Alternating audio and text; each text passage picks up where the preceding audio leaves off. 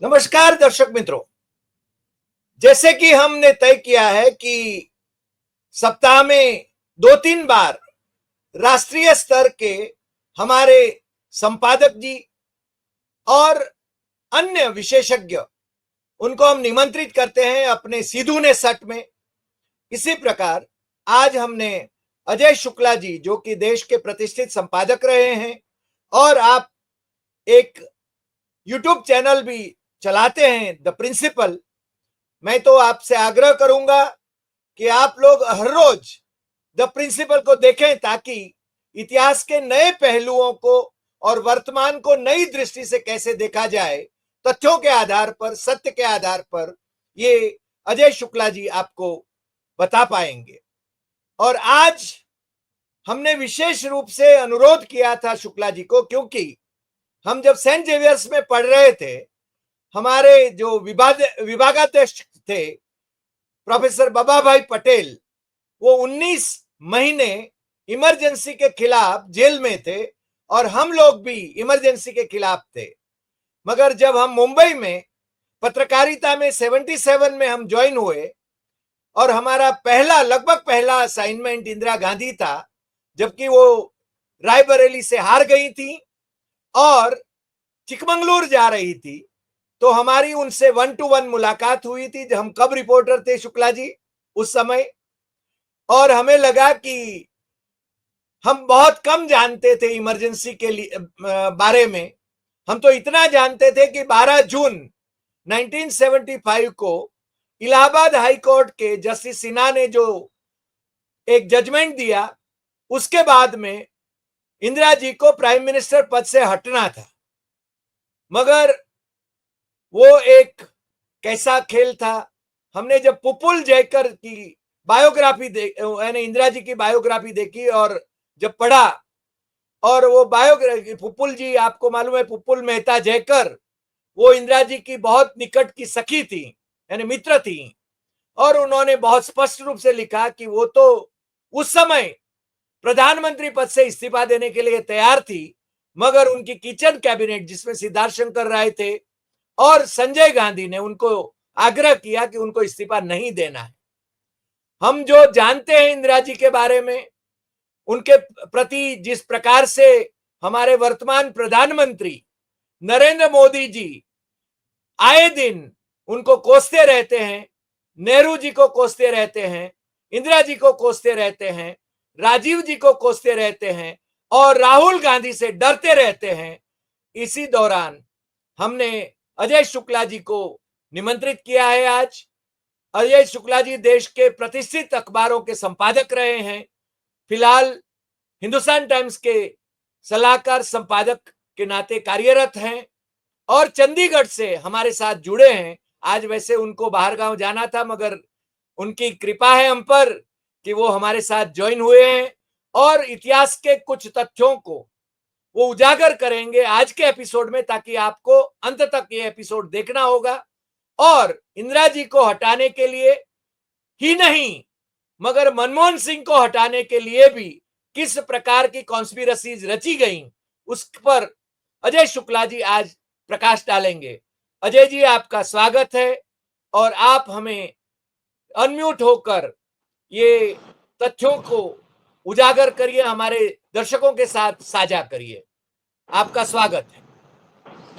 हरी भाई, आपका बहुत बहुत धन्यवाद कि एक सच बताने के लिए जिस पर लोग बात नहीं करना चाहते हैं, न पत्रकार न कोई और, जो जानते भी हैं सच वो भी डरते हैं, क्योंकि उसमें क्या होता है, वो लोकप्रियता का तो नहीं मिलता है, उसमें गालियां जरूर मिलने लगती हैं, इसलिए लोग बोलने से डरते हैं।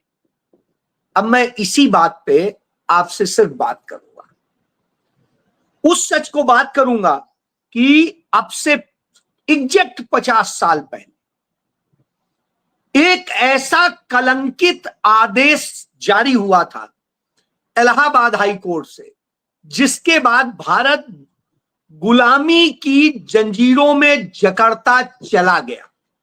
शब्द को बड़ा ध्यान से सुनिए। अब से 50 साल पहले भारत को पुनः गुलाम बनाने के लिए जो एक आदेश जारी किया गया इलाहाबाद हाई कोर्ट से, उस आदेश ने इस देश को अंधकार में ढकेल दिया। आप कहेंगे ऐसा क्या हो गया? तो अब मैं इस पर बात करता हूं।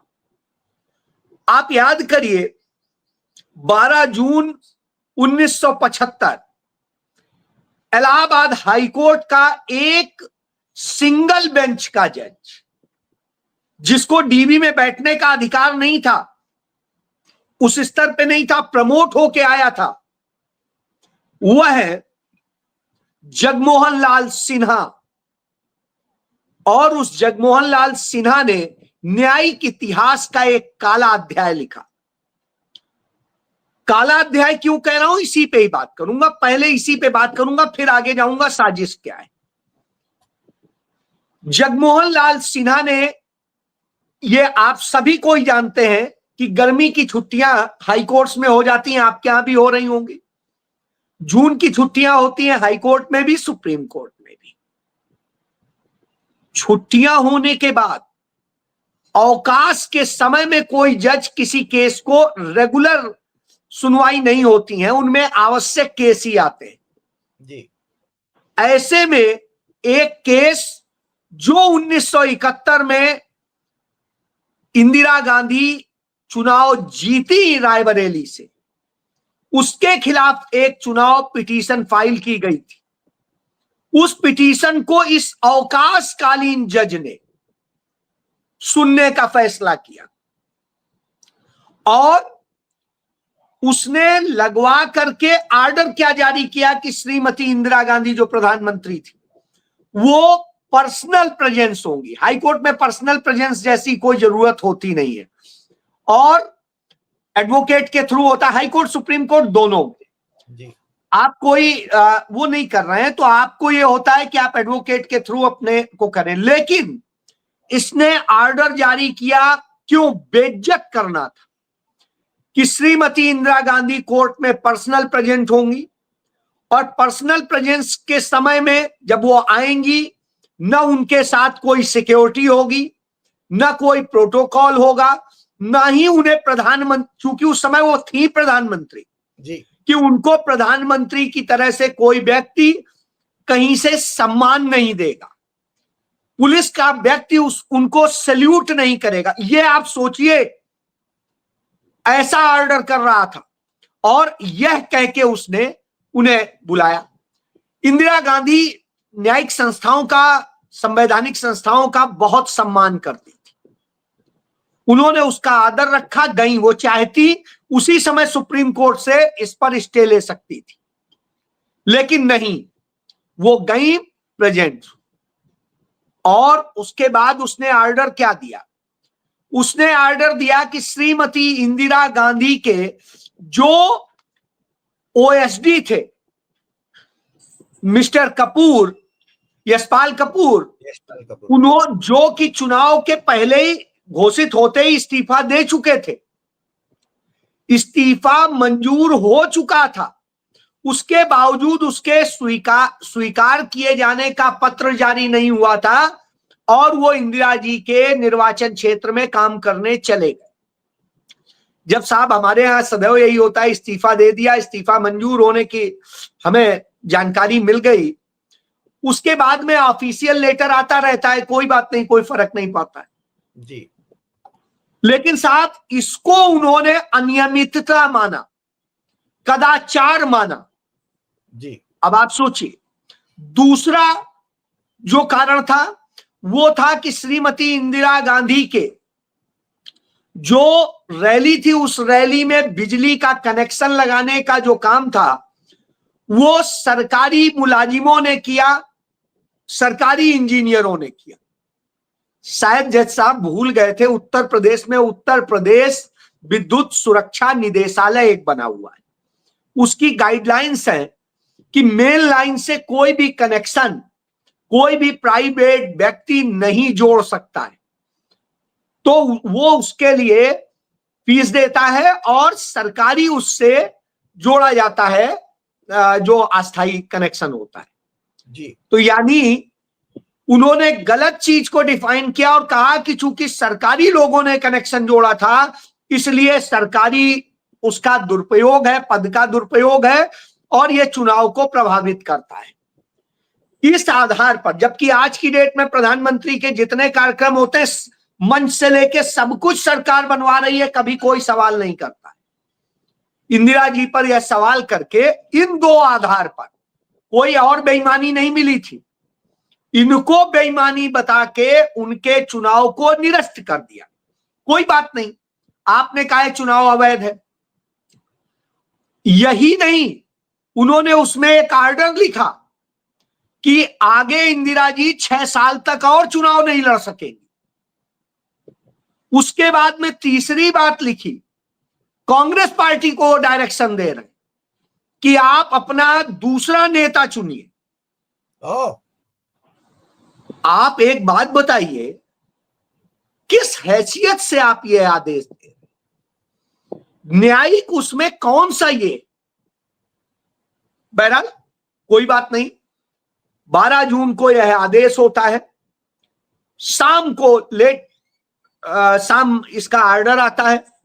अगले दिन आज ही की दिन था इत्तेफाक से, तो सारे अखबारों में छपा होता है कि श्रीमती इंदिरा गांधी का जो चुनाव है वो अवैध पाया गया और उन्हें इसके लिए वो कर दिया गया।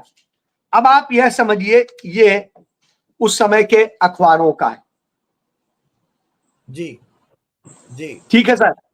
राजनारायण उसमें गए थे मेरे ख्याल से कोर्ट में। जी जी, चलिए आप भी कहेंगे बड़ा नॉर्मल है, मैं भी नॉर्मल कह देता हूं। अब इसके बाद एक दूसरा घटना है, इसी में ही जोड़ देता हूं। इसके बाद में श्रीमती इंदिरा गांधी को 2-3 दिन बाद में कॉपी मिल पाती है, सर्टिफाइड कॉपी। कॉपी मिलने के बाद में इंदिरा जी इसको लेके एसएलपी फाइल करती हैं सुप्रीम कोर्ट में। सुप्रीम कोर्ट में भी अवकाश था, तो अवकाशकालीन जो जस्टिस थे, जस्टिस अय्यर, उसकी सुनवाई करते हैं, कृष्णा अय्यर जी। जस्टिस अय्यर इस पर रोक लगा देते हैं हाई कोर्ट के आदेश पर। यानी अब इंदिरा जी के उसको खतरा नहीं था, कहीं से कोई समस्या नहीं थी। तो जो लोग यह कहते हैं कि इंदिरा जी ने इसके कारण इमरजेंसी लगाई, तो पहली बात ये जान लीजिए इसके लिए नहीं लगाई थी, क्योंकि वो ऑलरेडी स्टे हो गया था। और चूंकि उन्होंने लिख दिया था ये इतना बड़ा मसला है तो इसे संविधान पीठ सुने फाइनल जजमेंट के लिए। कोई बात नहीं, इंदिरा जी के पास टाइम था, चाहती कुछ भी कर सकती थी। अब आप यह देखिए, इसके बाद में अब मैं आता हूं ये जजमेंट पे, उसके बाद में आऊंगा। और 7 नवंबर 1975 को 7 नवंबर 1975 को भारत की संविधान पीठ सुप्रीम कोर्ट की वो इस पर सुनवाई करती है। और वह जब इसकी सुनवाई करती है तो सुनवाई करने के बाद में वह पीठ यह फैसला देती है, 5 जस्टिसेस की, चीफ जस्टिस ऑफ इंडिया समेत, वो फैसला देती है कि पूरी तरीके से जस्टिस सिन्हा का आदेश अवैध है। जी जी, जो चीजें, और इस पर कभी कोई जिक्र नहीं करता है, शायद पता भी लोगों को नहीं होगा। जी जी, वो जस्टिस अय्यर के आगे की बात ही नहीं करते, कोई नहीं करता है। तो फाइनल ऑर्डर जारी हुआ 7 नवंबर 1975 को, और यह जी जी, तो मैं ये कह रहा हूं कि वह ऑर्डर जारी हुआ और उसमें 5 जस्टिसेस की सुप्रीम कोर्ट के माना कि यह ऑर्डर अवैध था, गलत था, तथ्यों को नजरअंदाज किया गया, गलत तरीके से प्रोटेक्ट किया गया। यानी एक प्रकार से सुप्रीम कोर्ट ने अपने जज को यह तो नहीं कहा कि वह कदाचार पूर्ण था या बहुत मानसिक कुंठा से भरा हुआ था या और प्रभाव से था, इतना कह दिया कि ये जजमेंट इस तरह का है जो जुडिशियल उसको कटघरे में खड़ा करता है जी।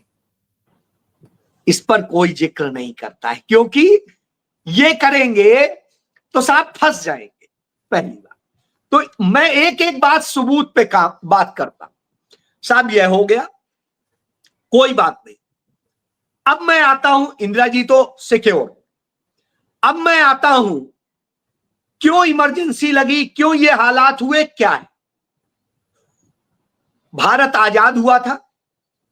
आजाद होने के बाद में आपके गुजरात के लोग सरदार पटेल को बहुत प्यार करते हैं और प्यार के साथ साथ उनकी बातों को भी सही मानते हैं, तो मैं उन्हीं से ही शुरू करूंगा। पटेल जी की आपके अहमदाबाद के नवजीवन प्रकाशन ने जो किताब छापी है, सरदार पटेल चुना हुआ पत्र व्यवहार, उस चिट्ठी में वो वी शंकर वाली, एक चिट्ठी वी शंकर ने जो संपादित किया है। जी जी, ये 67 नंबर की चिट्ठी है जो पंडित जवाहरलाल नेहरू को सरदार पटेल लिखते हैं 15 जून 1948 को। क्या लिखते हैं?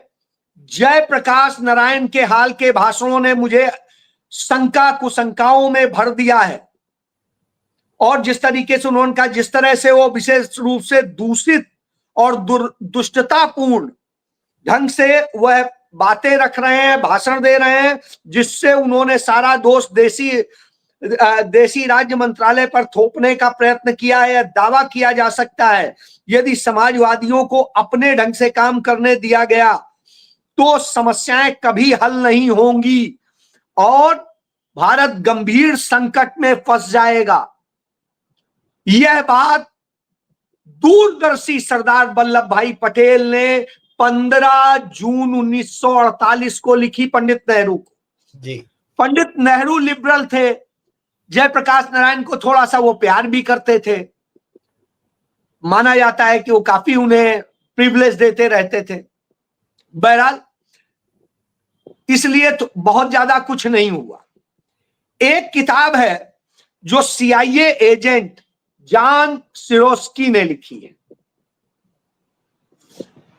यह किताब बताती है कि किस तरह से भारत के अंदर साजिशें रची जा रही थी। यह भी एक देख लीजिए, जिन्ना के साथ श्यामा प्रसाद मुखर्जी को, और इसके बाद में वो तो अजय जी, हिंदू महासभा, सावरकर के आदेश से हिंदू महासभा के कार्याध्यक्ष श्यामा प्रसाद मुखर्जी उस फजलुल हक की मिनिस्ट्री में थे जिन्होंने पाकिस्तान का प्रस्ताव रखा था 1940 मार्च में। जी बिल्कुल, मैं अब इसीलिए ये मैं कुछ चीजें दिखा रहा हूं सबूत के तौर पे, आगे और भी एक दो सबूत दिखाऊंगा जी। अब आप ये देखिए, 1950 में एक संस्था बनती है जो CIA बनाता है, Congress for culture freedom, Congress for culture freedom. अब ये जो संस्था बनाता है, इस संस्था का आप वो कर लेंगे और मिल जाएगा। ये देखिए, इसके लास्ट में इसके ओरिजिन्स लिखा है, ये देखिए CIA। या ठीक है सर। यह संस्था बनती है 1950 में और इसका इंडिया चैप्टर 1951 में शुरू होता है। और आप जानते हैं इसका कौन भारत का इंडिया चैप्टर का प्रमुख होता है? जयप्रकाश नारायण। ओ, CIA का। यस, मैं आपको सबूत समेत इसीलिए कह रहा हूं, एक एक चीज बताऊंगा। CIA की इस संस्था के वो प्रमुख हो जाते हैं और इसको लेके वो कई बार विदेश भी जाते हैं। जयप्रकाश नारायण अमेरिका में पढ़े थे, उन तमाम सारे लोगों के संपर्क में थे और CIA बड़ा लंबा प्लानिंग करके चलता है। जी जी। CIA ने ये क्यों किया भारत में, इसके पहले मैं आता हूं। 1949 में पंडित जवाहरलाल नेहरू को, जब भारत लूटा पिटा गरीब गुरबा देश था, उस समय वो आमंत्रित करता है पंडित नेहरू को अमेरिका, और पंडित नेहरू को रिसीव करने, प्रोटोकॉल पहली बार अमेरिका के किसी राष्ट्रपति ने तोड़ा था पंडित नेहरू के लिए। और ट्रूमैन वहां आते हैं, एयरपोर्ट पर उन्हें रिसीव करते हैं। सब फोटो भी दिखा देता हूं जिससे हमारे लोग जो हैं यह देख भी लें कि मैं कोई बात ऐसे नहीं कह रहा हूं। ये ट्रूमैन है, रिसीव करने आ रहे हैं जी। ठीक सर। और विजया लक्ष्मी पंडित भी दिखाई दे रही है उसमें। हाँ, जो इंदिरा जी भी है, इंदिरा इंदिरा जी भी है। ये ट्रूमैन आते हैं रिसीव करने, और विजय लक्ष्मी पंडित उस समय वहां की राजदूत थी। अब आप एक चीज समझ लीजिए, जब उस समय वो ले जाते हैं, बहुत वो करते हैं, और पंडित नेहरू को जैसे एक दुकानदार बड़ा खुशी से पूरा कहता है भाई कोल्ड ड्रिंक भी पियो, ये भी खाओ, ये भी खाओ, आ जाओ बस लो, सेम सी स्थिति वो पंडित नेहरू को करते हैं। पंडित नेहरू उनकी संसद को संबोधित करते हैं, और उसके बाद में उन्हें प्रस्ताव दिया जाता है कि आप एंग्लो अमेरिकन एसोसिएशन का हिस्से बन जाए। पंडित नेहरू मुस्कुराते हैं, स्टेट्समैन थे, जानते थे, मुस्कुराते हैं, कहते हैं हमने 7.5 लाख कांग्रेसियों ने इस देश के लिए शहादत इसलिए नहीं दी थी, हिंदुस्तानियों ने इसलिए शहादत नहीं दी थी, करोड़ों लोगों ने जेल इसलिए नहीं भरी थी कि हम एक जाल से निकले और दूसरे के आगे अपनी संप्रभुता गिरवी रख दें। तो हम संप्रभु देश हैं, हम किसी और का आदेश नहीं मानेंगे, और इसलिए हम आपकी विनम्रता से इसको अस्वीकार कर। बस यहीं से खेल शुरू होता है। पंडित नेहरू समझते थे, तो कहा आप यदि मेरी मदद कर सकते हैं तो कीजिए। आप क्या MIT जैसी संस्थाएं हैं हमारे देश में भी बनाने में मदद कीजिए। और फिर पंडित नेहरू IITs और IIM और तमाम सारे इंस्टीट्यूट बनाने की तरफ करते हैं, जिससे हमारे यहाँ बुद्धिजीवी और सब वैज्ञानिक और सब पैदा हो। बहरहाल मैं इस बात को यहीं छोड़ता हूं जी। इसके बाद में CIA को समझ आ गया कि अब ये जाल फैलेगा और ये इतनी जल्दी संभव नहीं। तो वो क्या करता है कि ठीक है, दुनिया पे हमें राज करना है तो हम अपना खेल करते हैं। उसने CIA के जरिए शुरू कर दिया। अब CIA की मोडस ऑपरेंडी क्या थी? पत्रकार, वकील, जो बुद्धिजीवी वर्ग कहलाते हैं, उसके अलावा जो जनता में थोड़ी स्वीकार्यता रखते हो, प्रेम रखते हो उन नेताओं पर, इस तरह से करके उन्होंने तमाम नेताओं को फंसाया, जिनमें कांग्रेस के भी नेता थे, मोरारजी देसाई का भी नाम है उसमें। सिमोर हर्ष ने तो कहा ही था खुलकर। जी जी, इसी तरह से जॉर्ज फर्नांडिस भी हैं, जयप्रकाश नारायण भी हैं, और ये सारे लोग आ जाते। और फिर नेहरू के ऊपर लोहिया भी हमला करने लगते हैं, जयप्रकाश नारायण भी हमला करने लगते हैं, और सब करने लगते हैं। ऐसे लगता है जैसे नेहरू से बड़ा तो कोई दुश्मन है ही नहीं। अब ये खेल चलता है, लेकिन नेहरू इतना बड़ा कद थे कि उनके समय में बहुत ज्यादा कुछ कर नहीं पाए। नेहरू जी का निधन हुआ किन परिस्थितियों में, छोड़िए। नेहरू जी के बाद में लाल बहादुर शास्त्री जी आए। लाल बहादुर शास्त्री जी भी इनके जाल में नहीं फंसे, और वो नेहरू जी की ही नीतियों को लेके चले, और उसका नतीजा ये हुआ हमने पाकिस्तान जीता, सब कुछ हुआ। लेकिन जब हम जीत के ताशकंद में समझौता कर रहे थे, तब लाल बहादुर शास्त्री के घर के बाहर यही संघी प्रदर्शन कर रहे थे, उनके खिलाफ कितने गंदे गंदे नारे लगा रहे थे, जो उनकी पत्नी ने उन्हें फोन पर बताया, जिसके बाद उन्हें हार्ट अटैक पड़ा और डेथ हो गई। जी। अब आप देखिए कि इसके बाद में श्रीमती इंदिरा गांधी देश की प्रधानमंत्री बनती। इसके पहले एक घटना और देख ली, जिसकी स्वीकारोक्ति CIA के ही एक व्यक्ति ने की थी कि पंडित नेहरू ने इस देश में परमाणु कार्यक्रम शुरू कर दिया था। होमी भाभा उसको संभाल रहे थे। कल आपके यहां एक प्लेन क्रैश हुआ है, होमी भाभा एक कॉन्फ्रेंस में हिस्सा लेने जा रहे होते हैं 24 सितंबर 1966 को, और वह प्लेन क्रैश करता है जी। होमी भाभा की डेथ होती है बड़ा संदिग्ध परिस्थितियों में।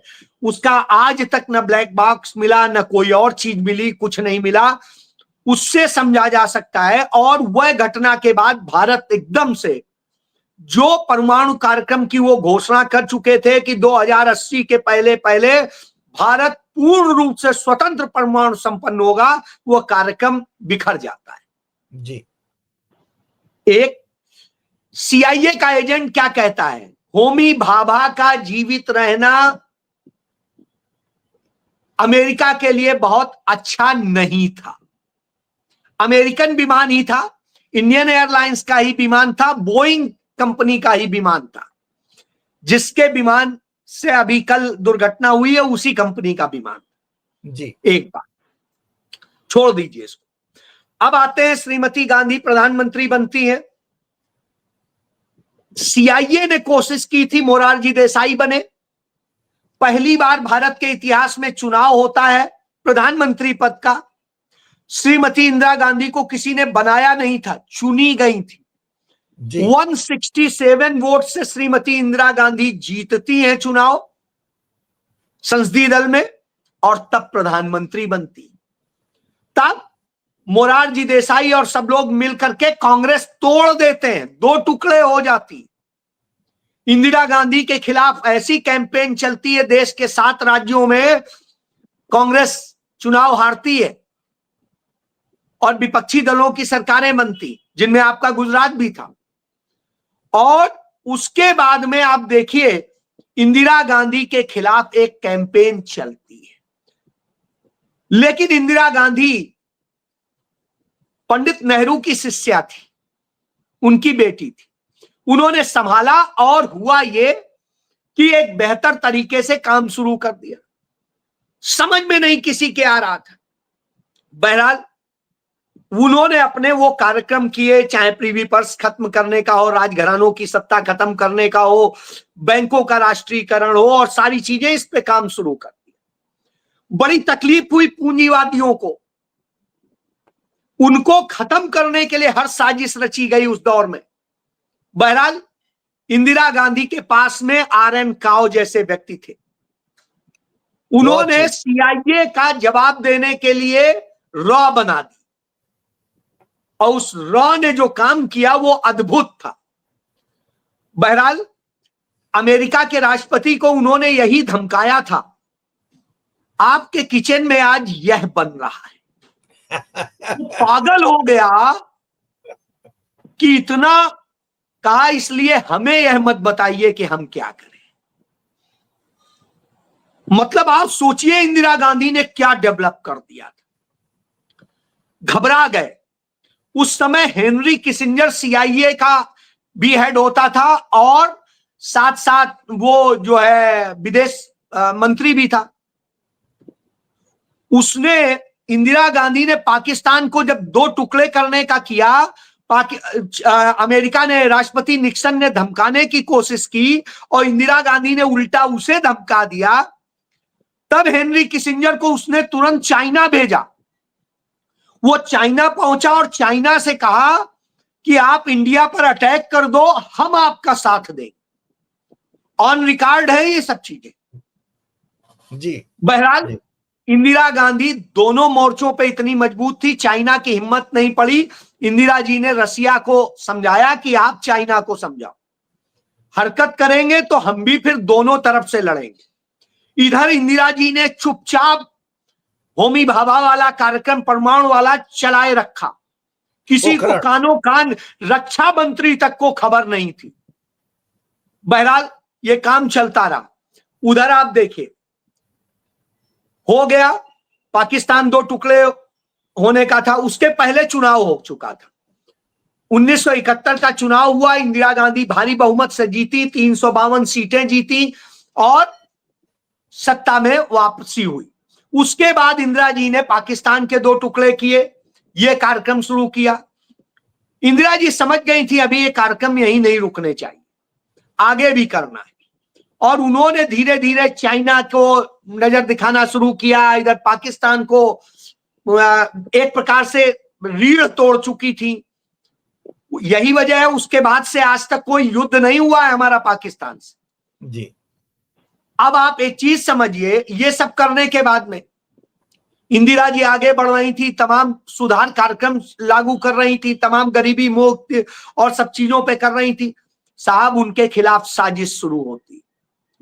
इंदिरा गांधी 1974 में परमाणु विस्फोट करके परीक्षण करके दुनिया को बता देती हैं कि हम भी परमाणु संपन्न बन गए, अब हमें कोई ये ना समझे।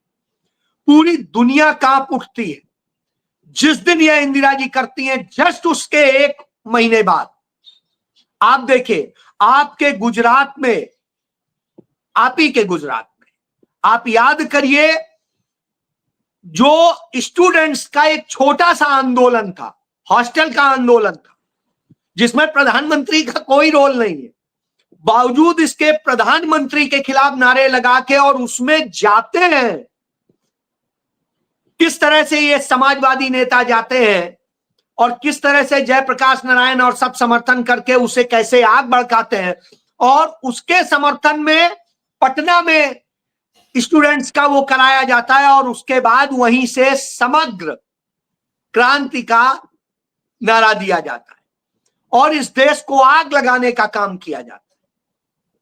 आप वो वाहवाही नहीं कर रहे होते हैं कि इतना बड़ा इंदिरा जी ने काम कर दिया, आप उसे खत्म करने, क्यों? क्योंकि यही तो अमेरिका चाहता था जी। और उसके बाद क्या होता है, उसके बाद में सारा ये कार्यक्रम और हेनरी किसिंजर पूरी साजिशें रच रहा होता है, देश को कैसे, भारत को खत्म कर देना इसके लिए कर रहा होता है। उधर सिक्किम में साजिश रची जा रही होती है, इंदिरा जी को खबर लगती है, इंदिरा जी रॉ को लगाती है, कार्यक्रम शुरू करती हैं और सिक्किम को चाइना और अमेरिका के पंजे से निकाल के भारत का 22वां राज्य बना देती जी। तो अब आप देखिए, चाइना को भी उन्होंने जवाब दे दिया, अमेरिका को भी दे दिया, कानो कान किसी को खबर नहीं हुई और वो भारत का राज्य बन गया।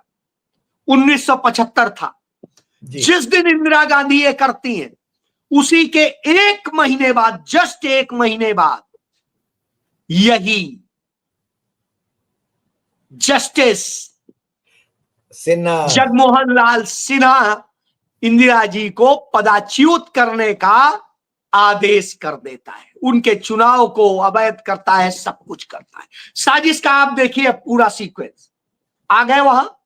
अब आता हूं कि जो दिल्ली के सांसद थे, नाम बता रहा हूं, सांसद थे शशि भूषण वाजपेयी।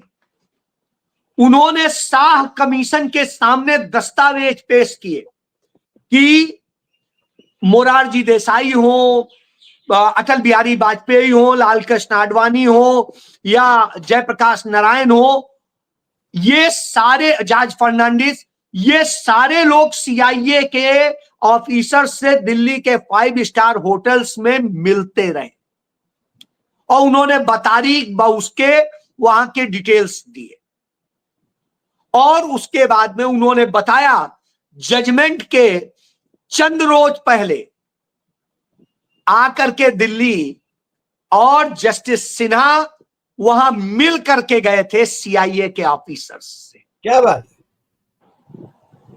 तो ये शाह कमीशन को उन्होंने दस्तावेज पेश किए थे, वो देखे जा सकते हैं। तो इससे अब आप समझ लीजिए कि ये कितनी बड़ी साजिश थी कि सरकार अस्थिर हो जाए और सिर्फ इंदिरा जी पे हमला किया था, बाकी को तो काबू कर लेंगे, क्योंकि बाकी तो हर जगह होता है, लीडर ही मर जाए तो बाकी की बात।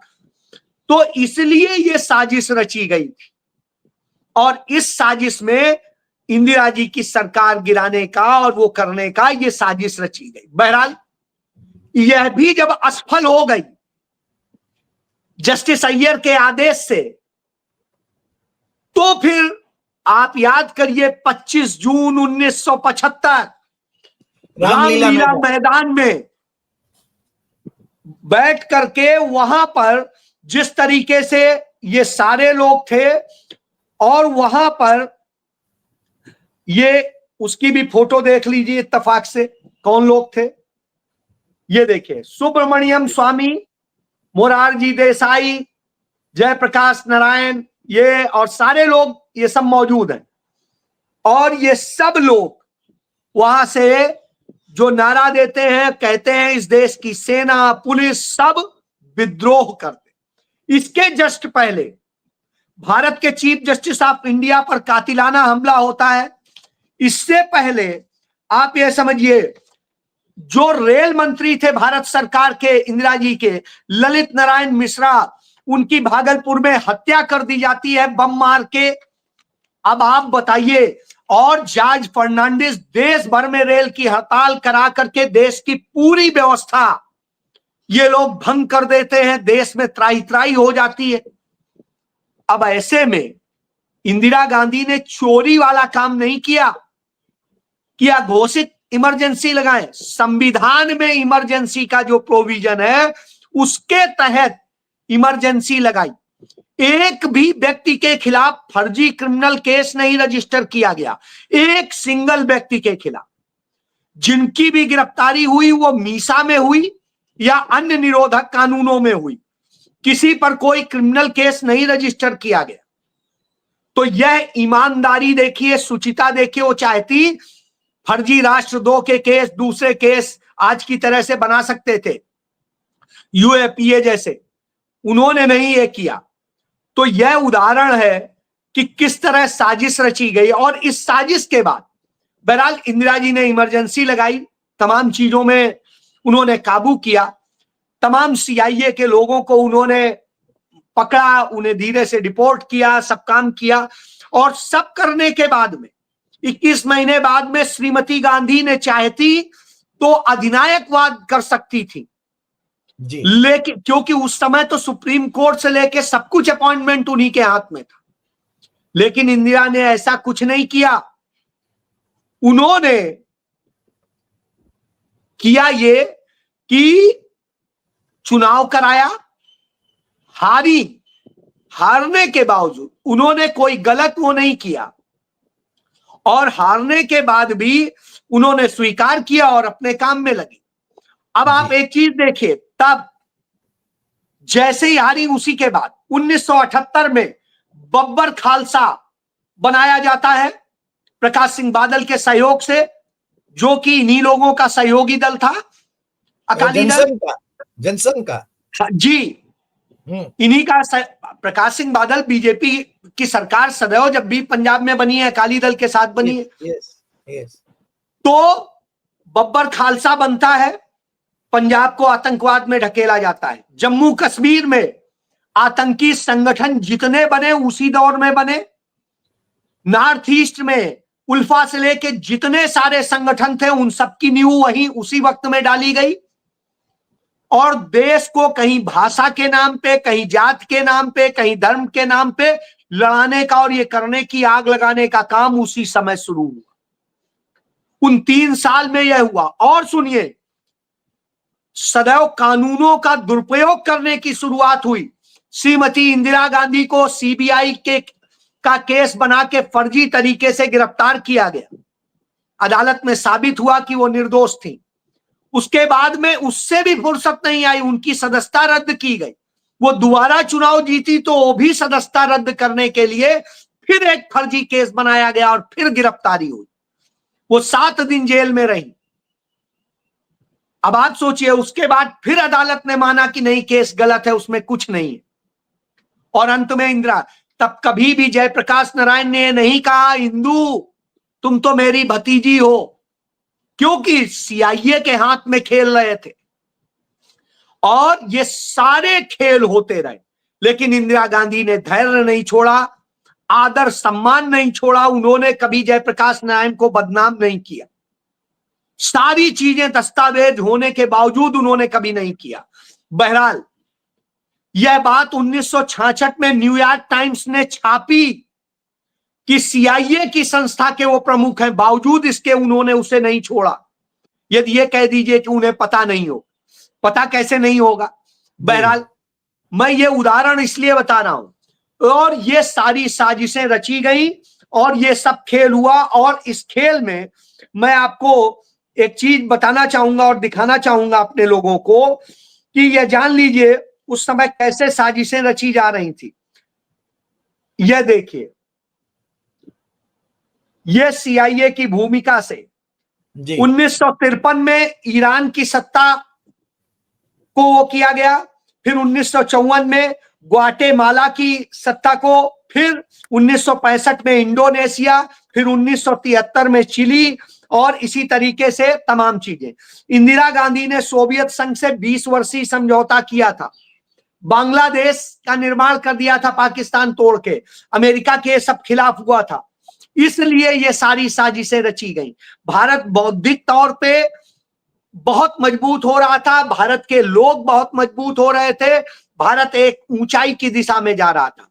तब ये सीआईए ने, क्योंकि सीआईए चाहता था हम कहें यहां से तेल खरीदना तो तेल खरीदोगे, यहां से ये करोगे तो ये करेंगे, इसके साथ संबंध रखोगे तो रखेंगे, जैसा आज नरेंद्र मोदी कर रहे हैं, उसके आदेश का पालन करते हैं।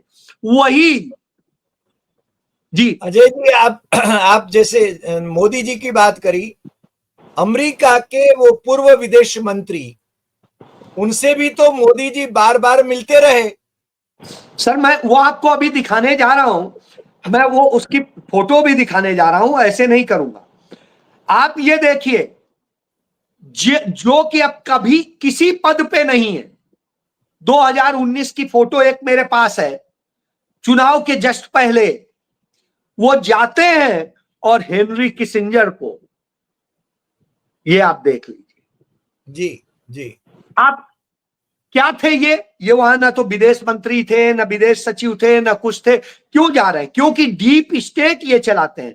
अब आप कहेंगे अच्छा चलो ये हो गया, नहीं, इनका रिश्ता इनसे बड़ा गाढ़ा है, इसको मैं दिखा देता हूं। ये एक बार नहीं है, एक और देखिए फोटो, ये दिल्ली वाला है शायद, है जी, दिल्ली वाला है। मैं यही बता रहा हूं। तीसरा एक फोटो दिखाता हूं मैं, वो बहुत जरूरी है, क्योंकि उससे एक चीज प्रूव होगी कि इनके रिश्ते आज के नहीं, इनके रिश्ते ये अटल बिहारी वाजपेयी। जी जी जी। अब आप समझ लीजिए, सीआईए के लोगों के पास ही जाके आप क्या कर रहे थे, भारत के जो खिलाफ साजिश कर रहे हैं। फिर ये कांग्रेस के लोगों को कहते हैं, दूसरों को कहते हैं।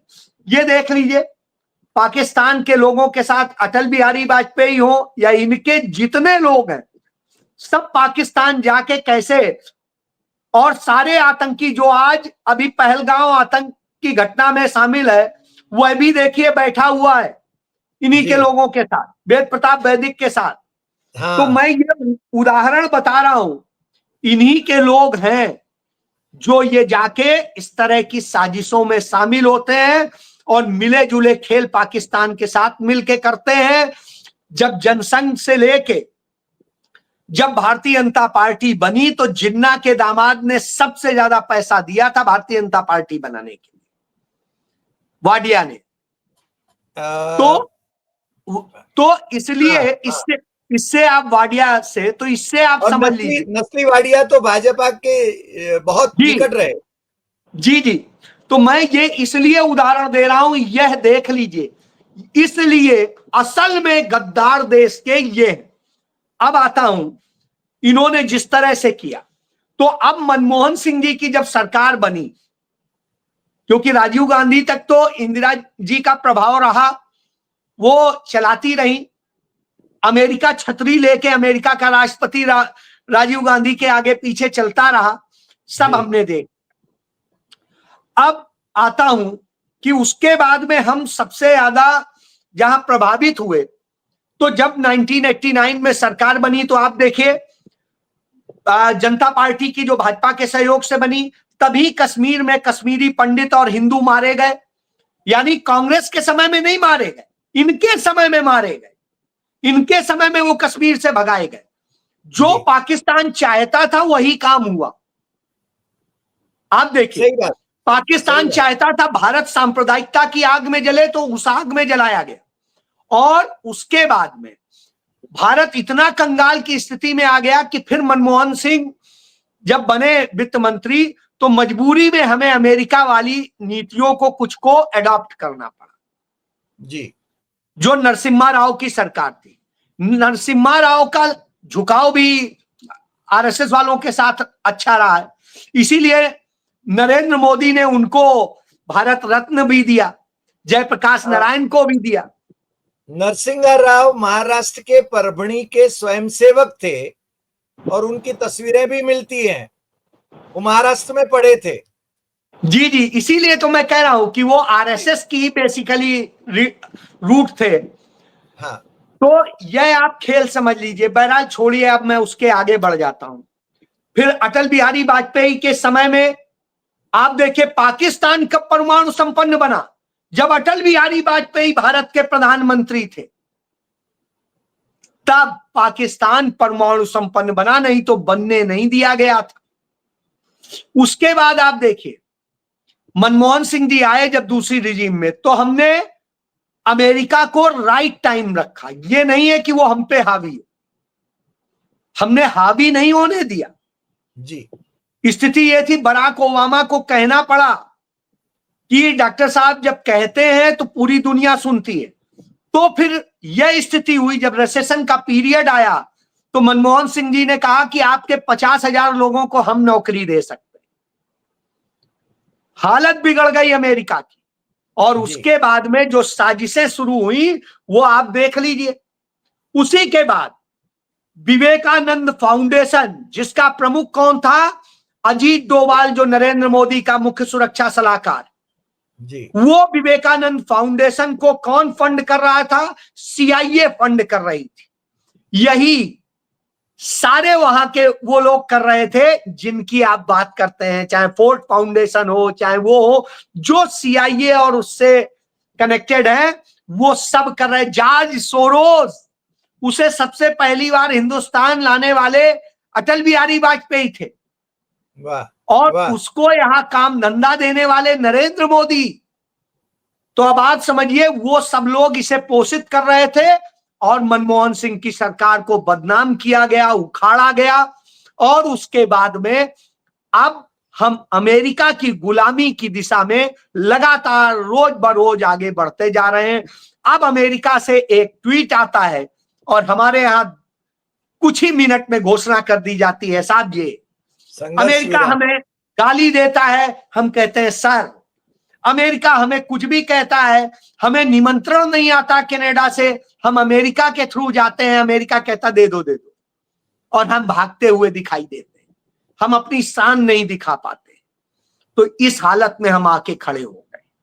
जी अजय जी, आज तो आपने बहुत कुछ रहस्योद्घाटन किया जो कि मेरे ख्याल से इतिहास के पन्नों में दबा पड़ा है, या तो लोग जानना नहीं चाहते, बोलना नहीं चाहते, लोग जानते ही नहीं है इन तथ्यों को। तो एक और दिखा दूं, मुझे लगता है वो भी देखना जरूरी है कि जब नरेंद्र मोदी खुद ट्रेनिंग लेने गए थे सीआईए की, वो भी तस्वीर देख ली, यंग पॉलिटिशियंस वाले में। जी जी, ये देखिए, वो सीआईए ने आयोजित की थी। तो यह आप जान लीजिए, ये सच है इनके। जॉन सोरोस्की की किताब के वो पन्ने हैं, वो कभी भी उसको पढ़ लीजिए, पूरा चीजें आपको मिल जाएंगी, बहुत सारी चीजें इतनी खुल जाएंगी कि कुछ कहना नहीं। पूरा डीप स्टेट का खेल समझ में आ जाएगा। जी आज मेरे ख्याल से अजय जी से हमारी जो बात हुई, कई ऐसे पहलू जो कि हम जानते भी नहीं थे, जनता भी नहीं जानती है, उनको आपने उजागर किया। इसके लिए हम आपके शुक्रगुजार हैं। आप वैसे आज तो बाहर गांव जा रहे हैं, फिर भी आप हमारे साथ जुड़े, इसलिए हम आपको धन्यवाद देते हैं।